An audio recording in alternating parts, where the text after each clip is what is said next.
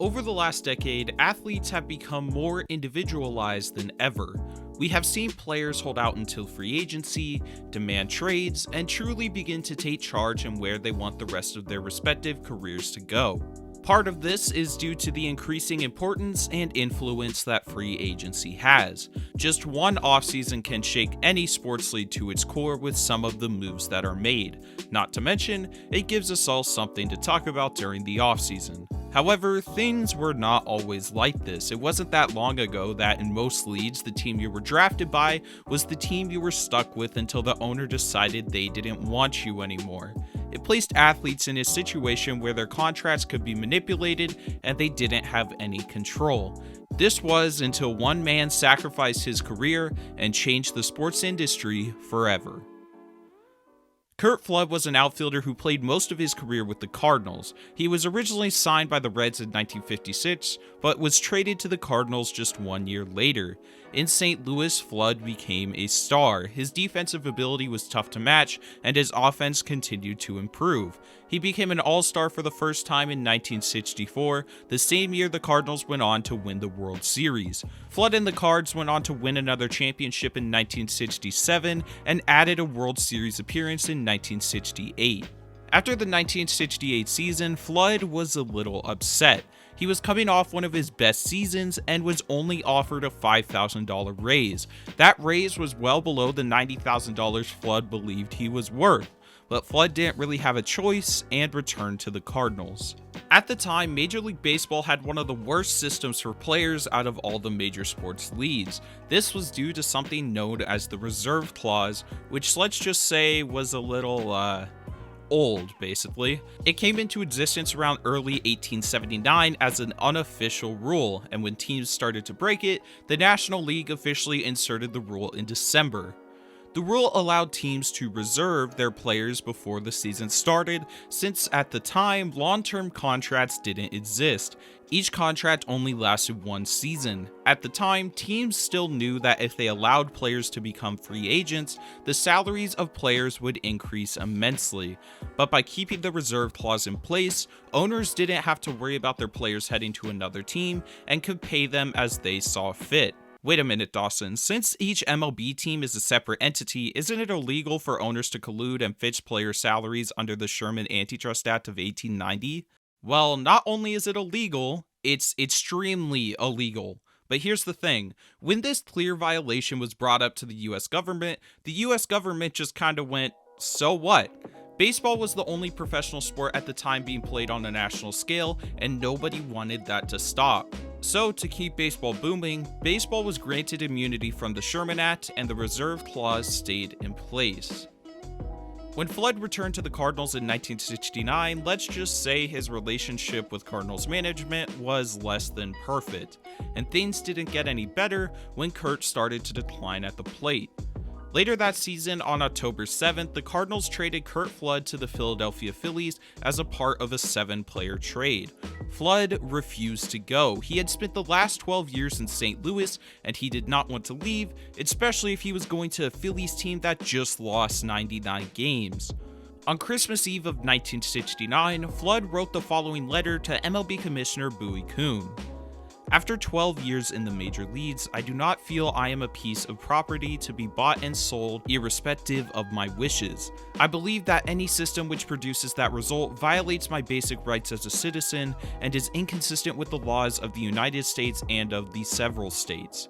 It is my desire to play baseball in 1970, and I am capable of playing. I have received a contract offer from the Philadelphia club, but I believe I have the right to consider offers from other clubs before making any decision. I, therefore, request that you make it known to all major league clubs my feelings in this matter, and advise them of my availability for the 1970 season. Sincerely yours, Curt Flood. Commissioner Kuhn quickly looked over the letter that Flood had sent him and immediately denied his request to become a free agent, citing the reserve clause in the process. Flood felt the need to stand up for not only himself but his fellow players, and with the backing of the MLB Players Union, Curt decided to pursue legal action. On January 16, 1970, Curt filed a $1 million lawsuit against Major League Baseball and Commissioner Kuhn, citing violations of the United States antitrust laws. As soon as news of the lawsuit came out, Flood was portrayed as a villain, the man who was trying to ruin baseball just because he didn't want to play a game for only $90,000 a year. Flood's teammate Bob Gibson said that Curt got 4 or 5 death threats a day. But Flood refused to back down. He decided to sit out the entire 1970 season, forfeiting his entire $100,000 salary in the process. The next year, Flood had a brief return to the majors, playing 13 games with the Washington Senators, before writing a letter to the team owner informing him that he was quitting. With the fate of his playing career still up in the air, Flood decided to still pursue the lawsuit. The case ended up making it all the way to the Supreme Court in March of 1972. While active players weren't publicly supportive of his efforts due to the fears of criticism they would face, Flood had former players including Hank Greenberg and Jackie Robinson testify on his behalf in court. Flood and his attorney argued that the reserve clause limited players to one team for life and deliberately lowered the salaries of players, and on the other side, Commissioner Kuhn and Major League Baseball argued that this clause was in place for the good of the game. The Supreme Court used stare decisis, which is when the court looks back on a past ruling when deciding a similar case. They used the 1922 case of Federal Baseball Club versus National League as the precedent and ruled 5-3 in favor of Major League Baseball. It wasn't a surprise that Flood's career was over following the lawsuit. Team owners wanted nothing to do with him, and Curt was blackballed from the league. While Curt Flood's case will forever show as a loss in court, the impact it had on the sports world was a victory much larger than ever expected. In the years to follow, there were drastic changes on the free agency process. Just 3 years later in baseball, arbitrator Pete Seitz made a ruling stated that MLB players would become free agents if they played 1 year with their team without a contract. This ruling was essentially the end of the reserve clause, and MLB's 6-year free agency system we know today was put into place 1 year later. The NFL and NBA saw major rule changes in the years to follow as well. In 1976, the NFLPA won a court case to eliminate the Rozelle rule, and in 1987, the players went on strike pushing for free agency, which they were then granted in 1993. The NBA reached a new CBA in 1988, which finally allowed players to choose what team they wanted to go to after filling out their service time, and since then, things have really begun to take off for players. A little less than a year ago, I saw an article where Curt Flood's children called for him to be inducted into the Baseball Hall of Fame. Now, I'm not here to say whether he shouldn't or should be in the Hall of Fame, but I will say this. Curt Flood was able to lay down the foundation for something that seemed like a fantasy for athletes at the time. Without him, who knows where not only baseball, but all of sports would be today.